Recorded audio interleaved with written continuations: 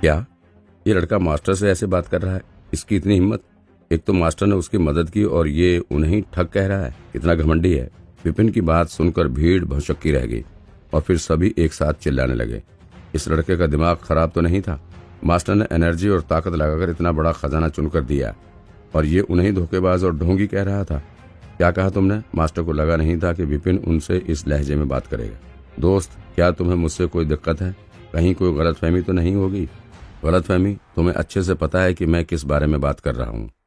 अगर तुम्हें किसी और को धोखा देना है तो जाओ दो, उससे मुझे कोई लेना देना नहीं है। मैं तुम्हारे किसी काम में टांग नहीं अड़ाऊंगा। मैं इधर अपनी चीजें खुद चुन लूंगा और तुम उधर जाकर लोगों को बेवकूफ बनाओ। हम एक दूसरे के रास्ते से दूर रहेंगे, इसलिए अब तुम अपने चेहरे से ये एक्सपर्ट का नकाब उतार दो और चुपचाप यहाँ से चले जाओ। विपिन ने हाथ हिलाते हुए कहा और चिढ़कर उसे जाने के लिए कहा। उसे वैसे भी ठगने वालों लोगों से ज्यादा हमदर्दी नहीं थी, फिर भी जब तक वे उसे परेशान नहीं करते थे तब तक वो भी उन्हें कुछ नुकसान नहीं पहुंचाना चाहता था। लेकिन ये इंसान अगर उसके पीछे पड़ गया तो आज इसकी इज्जत मिट्टी में मिलनी निश्चित ही थी। क्या घमंड है? मास्टर के चेहरे पर गुस्सा उभर आया और उन्होंने अपनी बाजू से कपड़े पीछे करते हुए कहा, मैं 30 साल से कैलकुलेशन फील्ड कर रहा हूँ। मैंने अनगिनत लोगों की मदद की है। मैंने कोई गलत काम नहीं किया। आज तक एक भी इंसान ने मुझ पर धोखे का आरोप नहीं लगाया है। यहाँ खड़े सभी लोग गवाह हैं। क्या मैंने आप में से किसी को भी ठगा है? मास्टर, आप तो दयालु हैं और आप लोगों को मुफ्त में मदद करते हैं। आप ठग कैसे हो सकते हैं? लगता है तुम और जीना नहीं चाहते लड़के जो ऐसी बात कर रहे हो। मास्टर, गुस्सा मत होइए। आपकी जगह मैं इस लड़के को सबक सिखाता हूँ ताकि फिर कभी ये इस तरह झूठ ना बोले। सिर्फ कुछ शब्द बोलकर ही मास्टर ने सभी लोगों को विपिन के खिलाफ खड़ा कर दिया। सभी उसे नफरत भरी नजरों से देखने लगे, जैसे विपिन ने उनके खानदान का मर्डर कर दिया हो। तुम्हें कैलकुलेशन करने की काबिलियत 30 साल पहले मिली थी। तुम्हारा मन साफ है। मास्टर की बातें सुनकर विपिन निस्तब्ध था। तुम तो सिर्फ एक कैलकुलेशन करने वाले के स्टूडेंट थे, तो तुम्हें तो एक्सपर्ट जैसा दिखने के लिए बड़ी मेहनत करनी पड़ती होगी। तुम तो मेरे अंदाजे से भी ज्यादा बेशर्म निकले। इसमें कोई हैरानी नहीं कि पड़ोसी देश से तुम्हें निकाल दिया गया।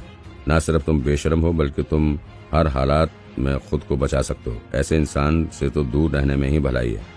अगर विपिन के पास लाइब्रेरी ना होती तो शायद वो खुद भी उसकी बातों में आ जाता और अपनी ही काबिलियत पर शक करने लगता। लेकिन क्योंकि उसके पास लाइब्रेरी थी इसलिए उसे पूरा विश्वास था कि ये मास्टर ठगी ही है। सभी शांत हो जाएं। लोगों को गुस्सा करते देख मास्टर ने हाथ हिलाकर सबको शांत करने की कोशिश की। वो जानता था कि लोग उसके साथ थे, इसलिए आगे बोला, मैं दयालु हूँ, इसलिए अगर तुम अपनी कही बातों के लिए मुझसे माफी मांगोगे तो मैं तुम्हें माफ कर दूंगा और इस बात को यहीं खत्म कर दूंगा। नहीं तो तुम्हें अच्छे से पता है कि तुम किस सजा के हकदार होंगे। मुझ पर झूठा आरोप लगाकर कोई बच नहीं सकता। सजा? विपिन ने सिर हिलाकर कहा, यह पता करना कहाँ मुश्किल है कि कौन झूठा है। अभी पता लग जाएगा कि तुम ठग हो या नहीं, और मैं झूठ बोल रहा हूँ या सच। सिर्फ चीज को साफ करने की ही देर तो है। हमें तुरंत नतीजे मिल जाएंगे। इतनी बकवास करने की क्या जरूरत है?